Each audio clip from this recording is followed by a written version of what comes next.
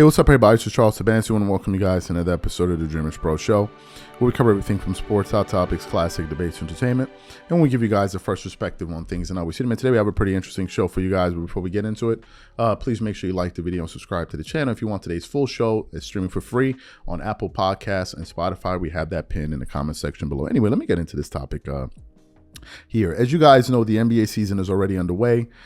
Teams already playing last night. There was a very big game between the San Antonio Spurs and the Phoenix Suns. I think for back-to-back, the second time these teams are playing each other. And somehow the Spurs ended up beating the Phoenix Suns 2 games in a row. And the thing that was even more impressive was the game yesterday that Victor Wembanyama had. He scored 38 points, which is a career high, and he really is, turning into an excellent player and the player all of us projected he would be. Well, a lot of people projected he would be.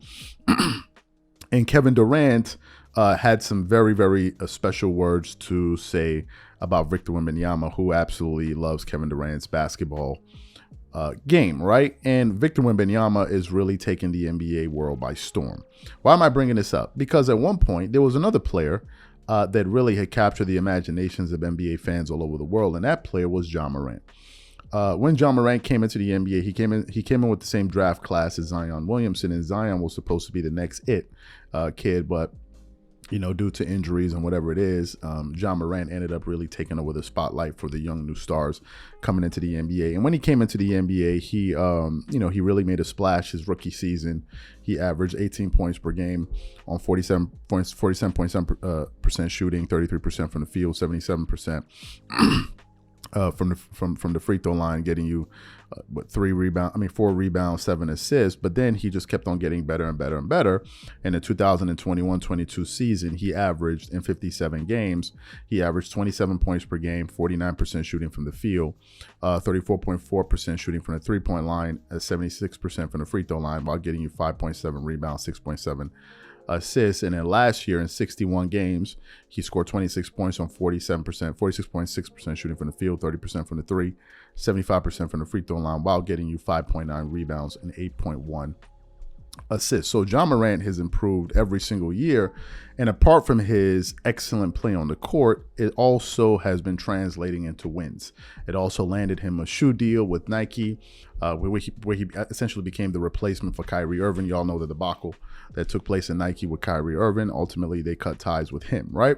So Ja Morant was heading to the stars, and then all of a sudden, these disturbing reports started to come out, various incidents started to come out, and ultimately, it landed him a 25-game suspension, and I believe without pay. And what a lot of people didn't discuss, because we spent a lot of time discussing Ja Morant, we didn't discuss the impact or the potential impact it was going to have on his ball club. This season so far, the Memphis Grizzlies have lost every single game that they have participated in this season. They currently have an 0-5 record, and they are the only team in the NBA this year that is yet to still get a win. To put things into context, last year, the Memphis Grizzlies were one of the top 4 seeds. The year before that, they were one of the top 4 seeds, and they were making noise in the playoffs. But due to the absence of Ja Morant, this team cannot even be competitive right now, and they can barely win games. And when this information was brought to the attention of Stephen A. Smith of ESPN yesterday, he actually put 100% of the blame on Ja Morant, because due to his absence, that's the reason why his team is losing. But before we even get into that, this video is brought to you by our sponsor, Aura. Do you know what the fastest growing crime in America is today? It's identity theft. Imagine trying to log into your email only to see that your password has been changed. Then you start getting weird notifications from your bank and credit cards, only to find out that all of your personal and sensitive information has been totally compromised. If you think it can happen to you and your family, just know that in 2020, over 49 million Americans were victims to identity theft, costing them a combined $56 billion. That is why we are excited to partner with Aura, who's the sponsor of this video. Aura is the #1 identity theft and financial fraud protection. Aura monitors the dark web and alerts you if any of your passwords and accounts have been breached. And funny enough, after using Aura, I discovered some of my credentials were floating around in the dark web, and the app showed me exactly when and where the breach happened. In addition, Aura allows you to set spending alerts and they'll notify you of any suspicious transactions. Aura is 4 times faster than any of its competitors in alerting you if someone is trying to open a credit card or obtain a loan using your name. And remember this, every 14 seconds someone becomes a victim of identity fraud. Don't let it happen to you. Now click the link in the description and try Aura for free for 2 weeks and see if any of you or your family's personal information has been compromised. Start your free trial at aura.com/dreamerspro. And when you try Aura, by using the link in the description below, also know that you're supporting this channel. Thank you. So what we want to do is want to play exactly what Stephen A. Smith had to say about the effect of the absence that Ja Morant is having on the Memphis Grizzlies, and then we'll come back and continue on. Take a listen to that there. Let's stay in the West, Stephen A. And as you would say, right now it's just Elvis murals in Memphis. Things aren't looking good. After last night's 133-109 loss to the Jazz, the Grizzlies, Stephen A., they're 0-5. They're the only winless team in the NBA. And as we all know, they're without Ja Morant, who's still serving that 25-game suspension, and Steven Adams, who suffered a season-ending injury. But S.A., what's the biggest takeaway for you from this Grizzlies 0-5 start? Ja Morant, not just his significance and the fact that they win 64% of their games when he's on the basketball court. It has me thinking about him on a personal level. You see, at the end of the day, you were the man, and you were a superstar, and you were getting paid. And no, you did not commit a crime. Let's get that straight. You did not commit a crime. You didn't break any laws, particularly in the state of Tennessee when it comes to gun possession and what have you. But at the end of the day, the NBA told you what they needed you to do and how they needed you to conduct yourself, because guess what? They're an iconic brand, and this is how they run their business, and they don't want their bottom line compromised. You didn't listen, and as a result, you got suspended for 25 games. So now a bunch of brothers in Memphis got to go on the court without their dude, without their superstar talent that they literally lean on night in and night out. You are home watching games because you didn't know how to act. I mean, that's really what this comes down to. I love Ja Morant. He's a treasure to watch. He's great for the NBA when he's on the basketball court. But all of us who are basketball lovers, who support the NBA, who cover the NBA, we're all disappointed. And the reason why we're disappointed is not because of the mistake that he made. It's because he did it more than once. And he did it more than once after he had spoken to the commissioner of the National Basketball Association and then went against everything he purported to be about. And so when you look at it from that perspective, you can point to immaturity, you can point to arrogance, you can point to any of those things and say maybe that was it. We don't know definitively.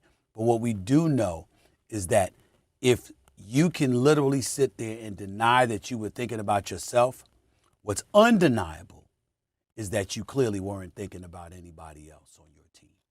Because if you were thinking about the Memphis Grizzlies, you would have flown straight and you would have conducted yourself more appropriately, and you wouldn't be in this position. So you heard what Stephen A. Smith had to say. Listen, at this point in time, it's hard to disagree with him.